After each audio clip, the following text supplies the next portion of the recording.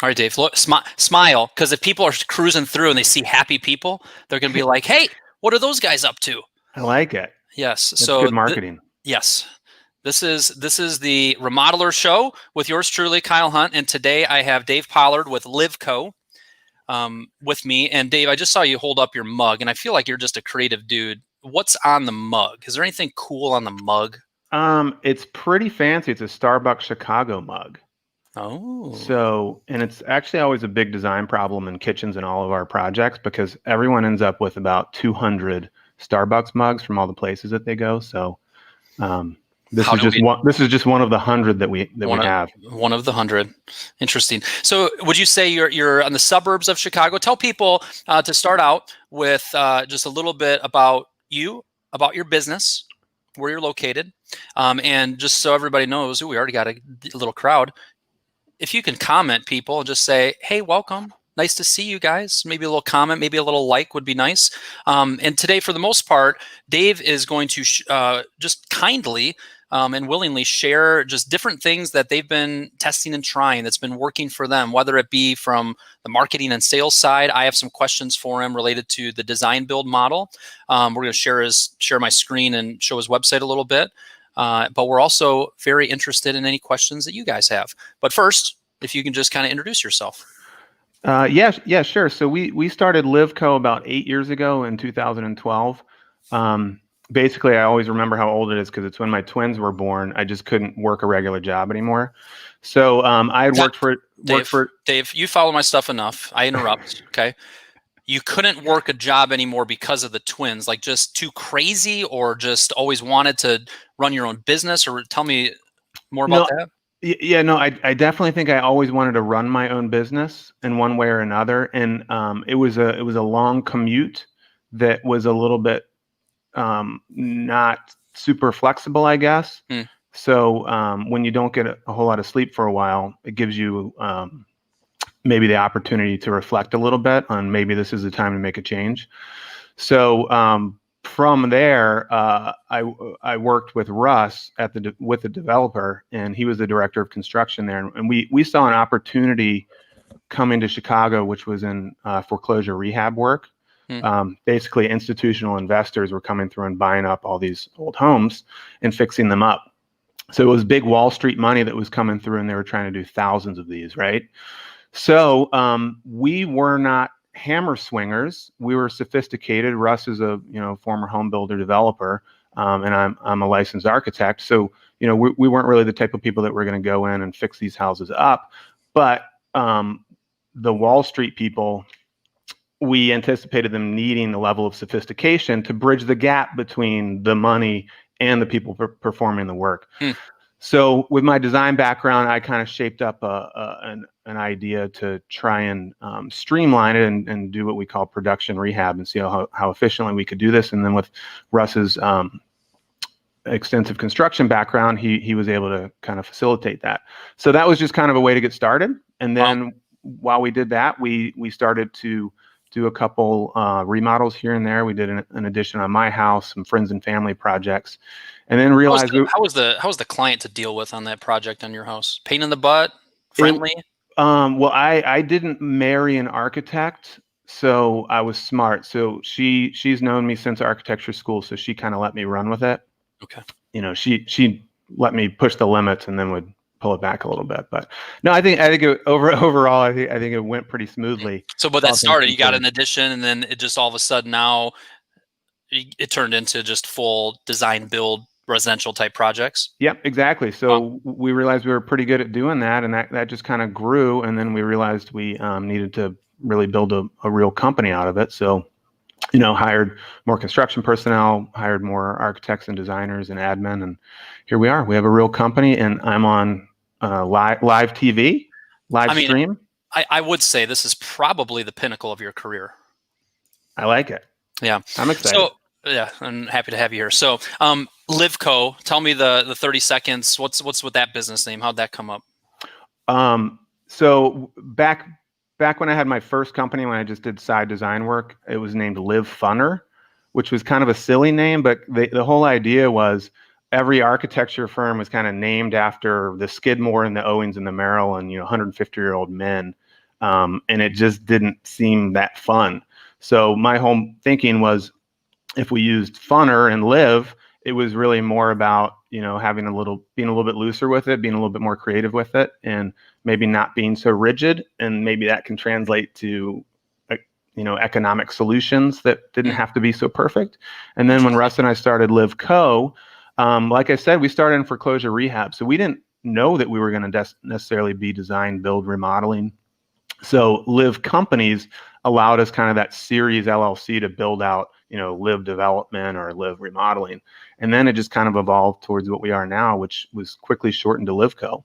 Interesting. Has a nice brand. Even the way you started the business is just unique and interesting. I think a takeaway for everybody listening is, you know, having your eyes open for opportunities. You know, not being Gary Vee uses this phrase of not being romantic about what got you there. You know, so if I'm a residential remodeler, maybe there's an opportunity where this money's coming in. I could start a new little side division, or maybe you see a gap in the market that you can serve. You know, one that allows you to just continue to try and test and keep excited about the business. But just the way that you guys started the business, I think is interesting, and there's a little lesson there. So just on the homepage, there's a few things I saw. Quick schedule a video chat. Be curious how the video chat's working. We have this guidebook. I'd like to hear a little bit about that. We have this paper house project. So maybe kind of go around to each of these and share what you're up to with them, how it's worked, lessons learned, results. And let's go around a few of those. Yeah, for sure. I mean, maybe I'll back up a little bit and talk big picture. You know, I think all of this stuff came into play during the shutdown. I think number one, everyone was in crisis mode and a little bit frantic. And I saw an opportunity that we could just kind of do anything and we could try things, because it was kind of a feeling like there's nothing to lose. Like we had no idea if we'd have more work on the other side of this, so we can test stuff. So the quick schedule the video chat. I mean, obviously with technology these days and Zoom and Google Hangouts was just super easy. I just logged into Calendly and then put a link on the website. I'm not a web designer by any means. So I just added that to test it out and then just put it out there that people could quickly do that. And that has worked great. So we do 30-minute video calls. I prefer those because I can do a lot in a day. We do kind of less lead qualifying on the front end, because I don't mind spending 30 minutes on a video call with someone. Yep. Yeah. And I think when we first started it was like, it was kind of like you, Kyle, like, let's just set up a time to chat. You know, I'll talk about anything. You know, if you want to talk about tree houses or your favorite, you know, type of car, we can talk about that. So I think it's worked really well, and we probably book probably 6 or 7 a week, something like that. And out of those 6, you know, how many of them seem to be fairly serious? And are you impressed with, like, no, these are solid leads? I think we still have a lot of tire kickers, but that doesn't mean that they might come back around. Probably a third to a half I would call potential work, for sure. It's still kind of tough to tell, and we're in that beginning of the school year weird phase too. So I think that idea of, yes, things were crazy, let's test this out. But even thinking that the previous process was, okay, yes, set up a phone call versus a video chat, or scheduling that in-person meeting. You know, this is convenient for you, it's convenient for them, and more I need to be convinced why we wouldn't do our initial phone call via video, right? Via Zoom. There's just so much you can gather. And people are so used to it now. Yeah. I think, 6-8 months ago, it would be awkward, but people have done so many of them. It's easy. Bingo. Okay, so that sounds like it's working well for you. And for anybody watching this, if we're not putting that out there, if we're not testing that, or if you're not doing anything as far as just starting to convert some of your initial phone calls into video, go to Zoom and download a program, understand how to use it, set up a free account. There's a lot of different ways to do it, but I would encourage you to dig into it. And then also, you're using a program called Calendly, Calendly. You can go there and you set up some times, specific times that you're good with them booking time, and they can, boom, automatically do it. So what else is something you were testing during the COVID shutdown? Well, one other thing I'll add to the video calls is, when we were slower, we could also have other people on our team on those calls, which was a really great kind of learning experience for my design team. Interesting. And then the other really cool thing is you can record them. So if you ask the people, you can record it. And now we have like a little manual for, how we do a lead intake call type of thing. Very cool. So yeah, there's a lot of layers there. So our guidebook. So this was actually something that we've done every year, and you can call it a brochure, but it's a little bit more in depth than that. It started as probably plus a brochure sounds lame, and a exactly. guidebook sounds awesome. Yeah. So it's just that. It's the guidebook. It kind of talks through our story. It has a lot of magazine quality photos in it. It has some activities in it, like connect the before and afters. It has questionnaire in it. It has like a timing worksheet. So there's a lot in it.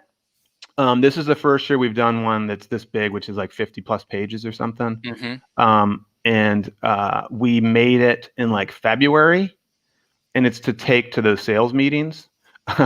But we weren't able to go to any sales meetings. So it like showed up on March 15th when everything was shut down. I'm like, great, I have this box of all these guidebooks.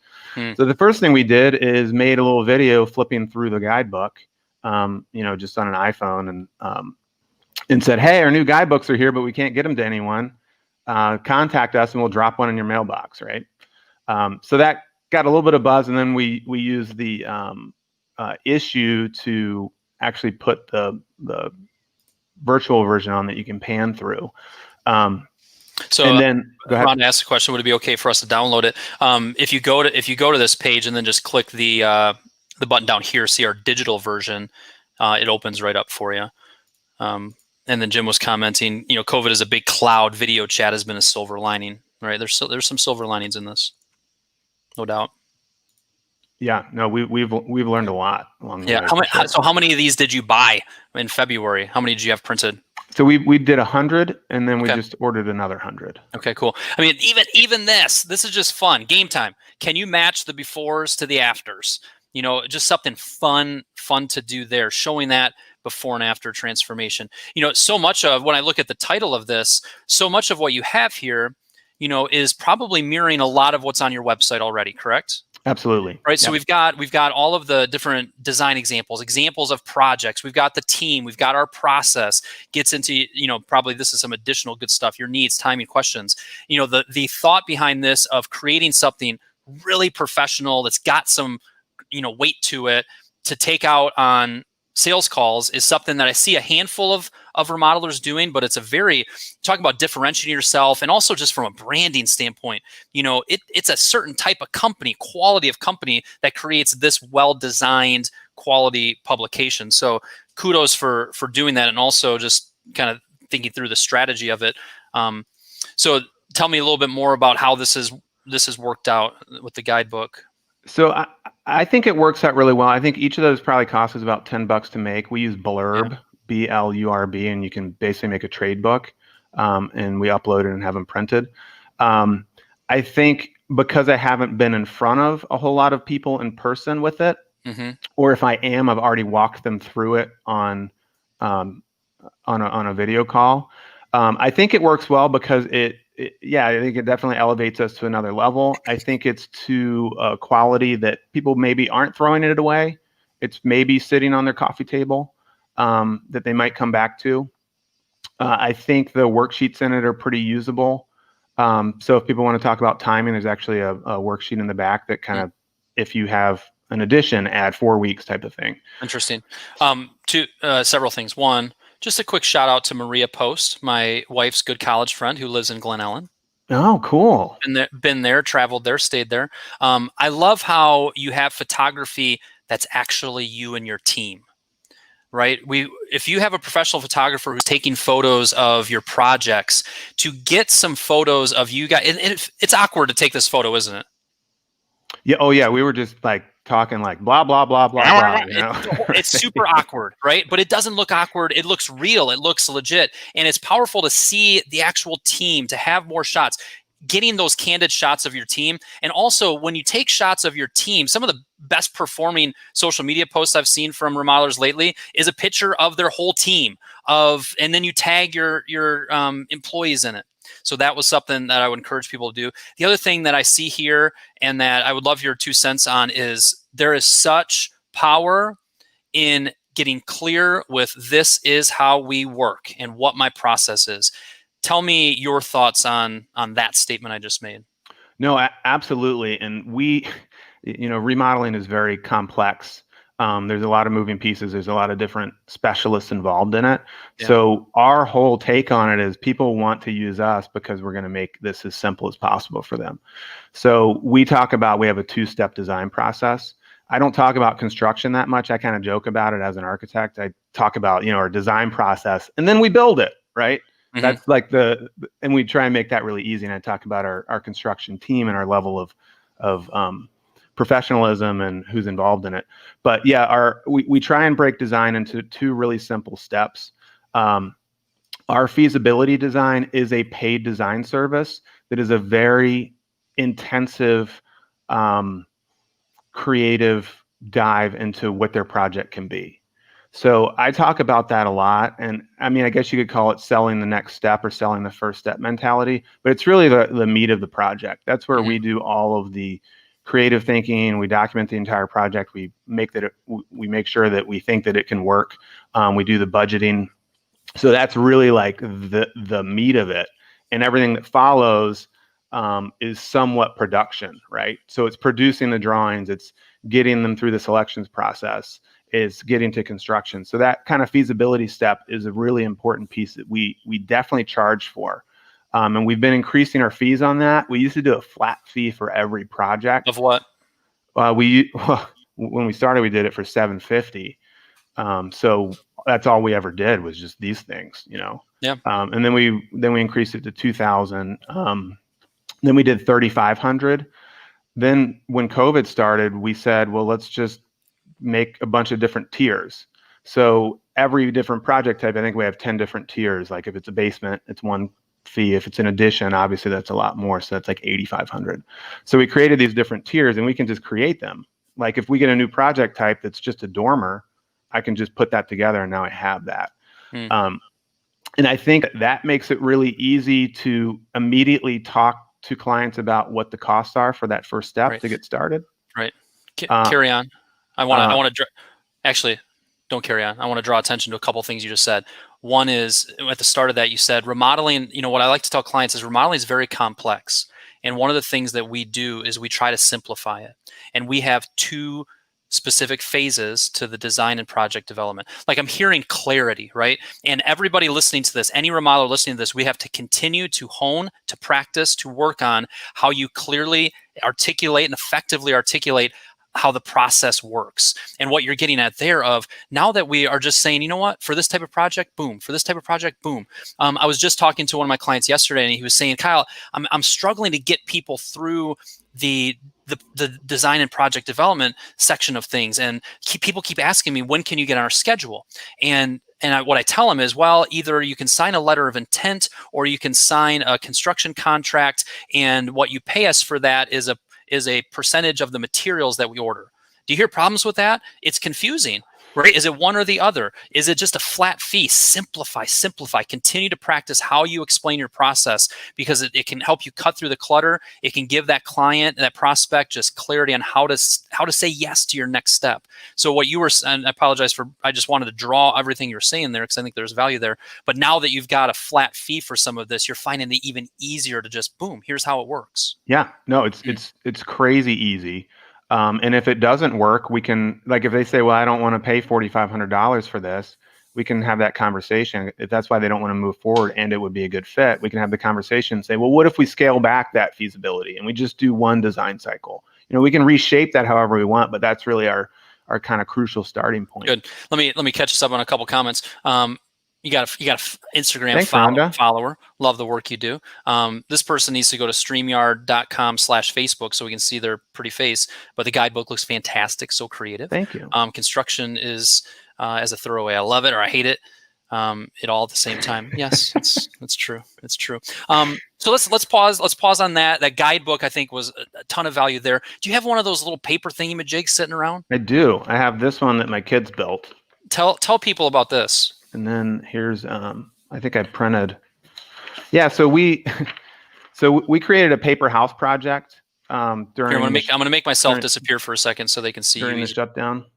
Yeah. So this, you can download this on our website and just print it out at home, and you can do a color one or a black and white one. And then you can build these paper house modules and basically assemble them however you want. So this is 4 modules, I think, put together. That was just kind of another crazy idea during quarantine, where it's like, well, it's a crazy idea. Well, let's just do it. Why not? Right. So what's been the response to that? Have you gotten a lot of activity on it and downloads, or people commenting or showing pictures, or? I think I get a lot of great feedback from the remodeling community, but I don't know. I don't know. And I did it. So like I put it on our website, so we weren't able to track downloads. We might be able to look back at that. I first did it is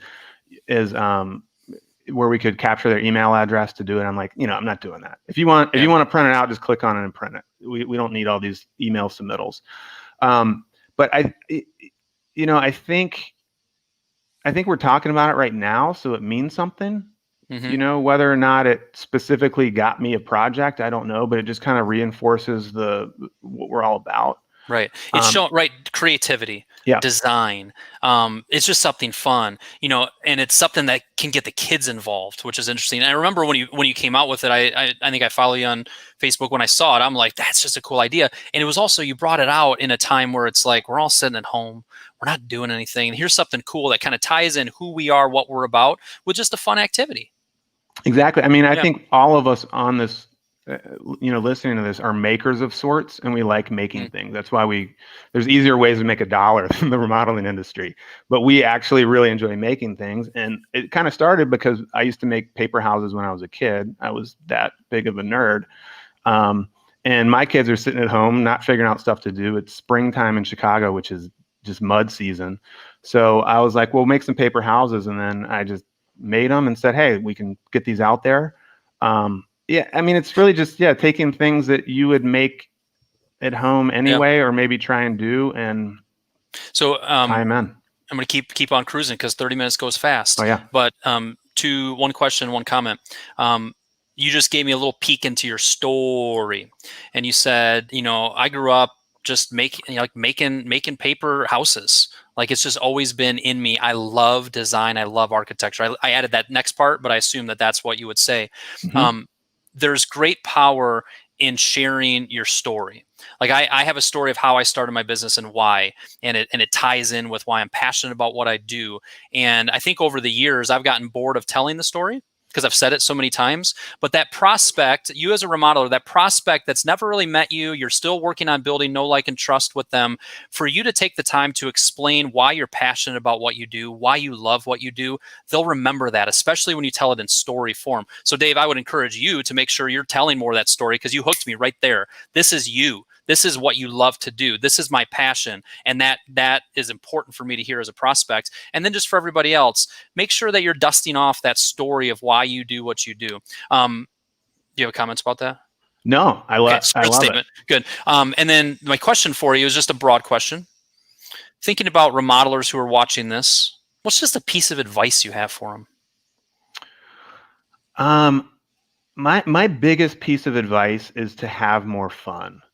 I think it's such a grueling day to day that there's just so many problems to solve, and it's always hard to take a step back and kind of appreciate what it is that we make and what we do and what the problems that we solve for our clients are, and to celebrate that a little bit more.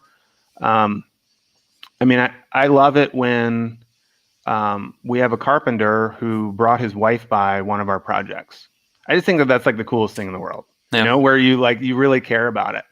And, back in my architecture years, dude, I'm an emotional guy, but even not once I started, like, I tear up easily, but right when you said, like, that's just the coolest thing in the world. And then I realized why he did that he just cares so much about his work and his craftsmanship, and he's proud of it. And he wanted to show the person that he loves more than anybody else, the work. That's just cool.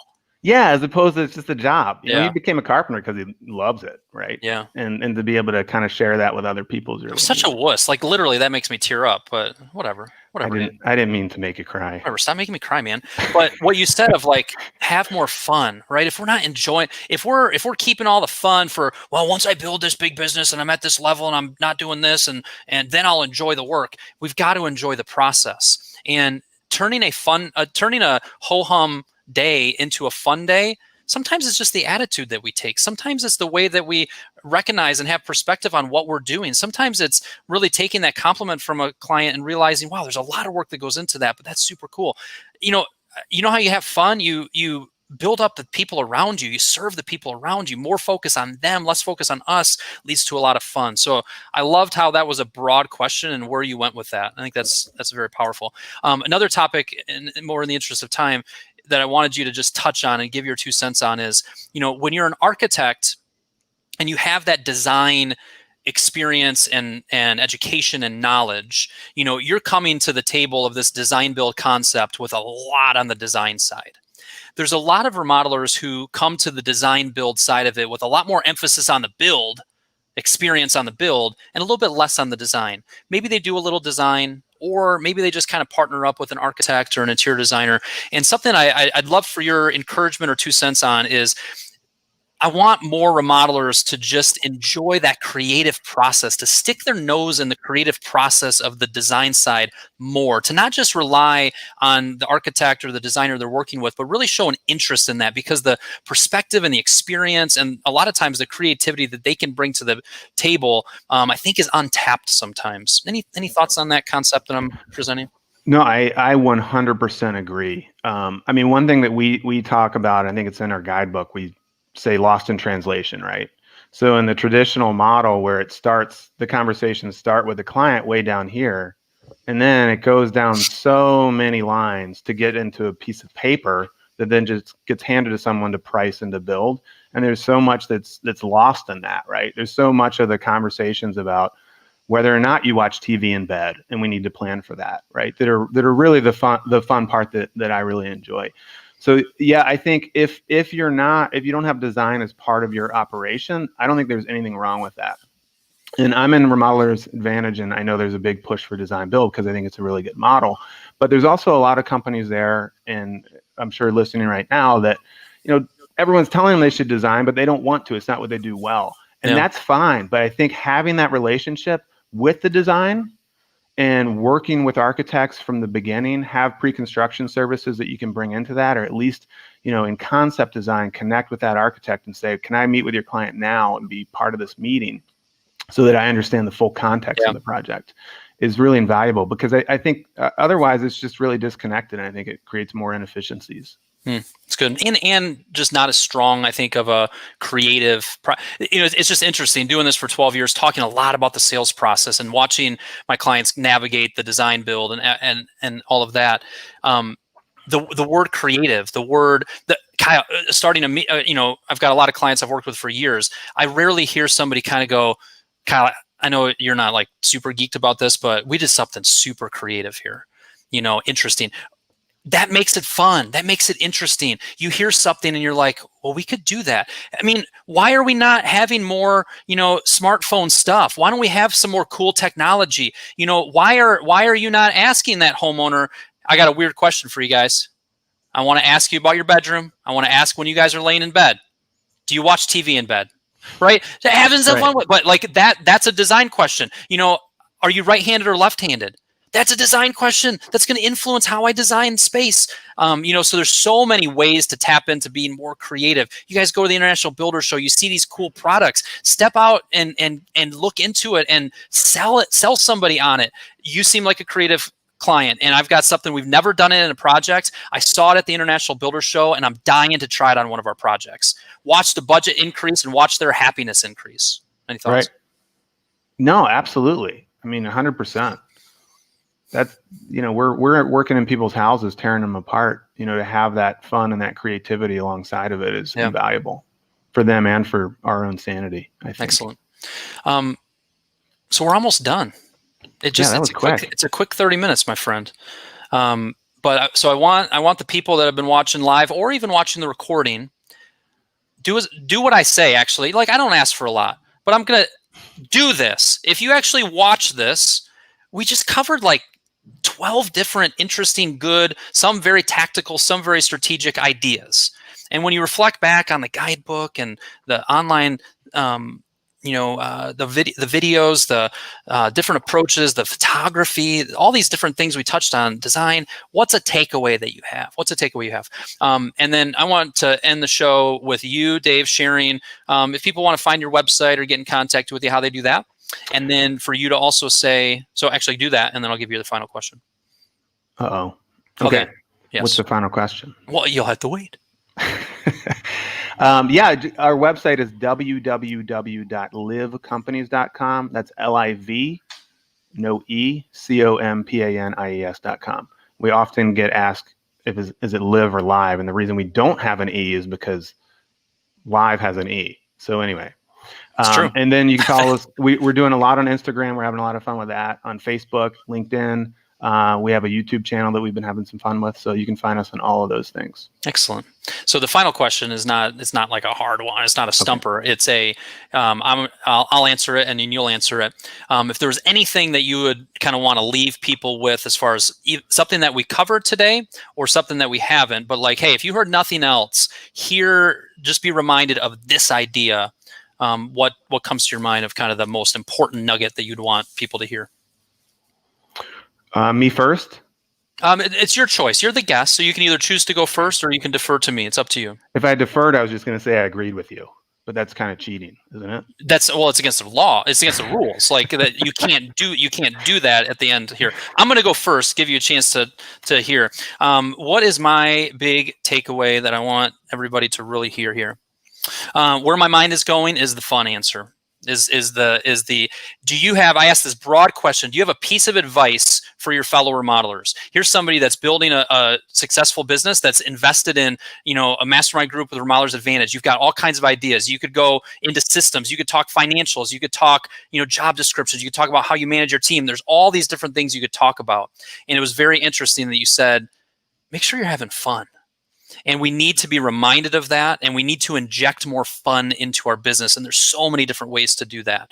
So I appreciated what you said there, and that's what I want people to really hear. And then what would you say? Yeah, I think I love that you talked about the story and telling the story. And I think when you see the marketing stuff that we put out there is very specific to us. I think it's real. Because I think it tells our story. I think that we try to embody a maker culture of sorts, combining architects and builders. So I think our, making a paper house makes sense. It kind of clicks with who we are. Yeah. So, I don't think everyone out there needs to make paper houses. Just kind of understand your story and do stuff and market with that, because you have more content than you have. And you just have to kind of do it. So I love the story. Cool. Awesome. And then we had my takeaways to try new things, test stuff out, especially out of the box ideas, and see what works. So many cool, different ideas discussed today. Let's see if I can figure out who that was. That was Bailey Suzio, my employee and marketing director extraordinaire. But I'm glad she liked this one, which is good. Excellent. Dave, it's been a pleasure getting to chat with you, and appreciate you sharing your story a little bit, your expertise, and I think we might have to do this again sometime.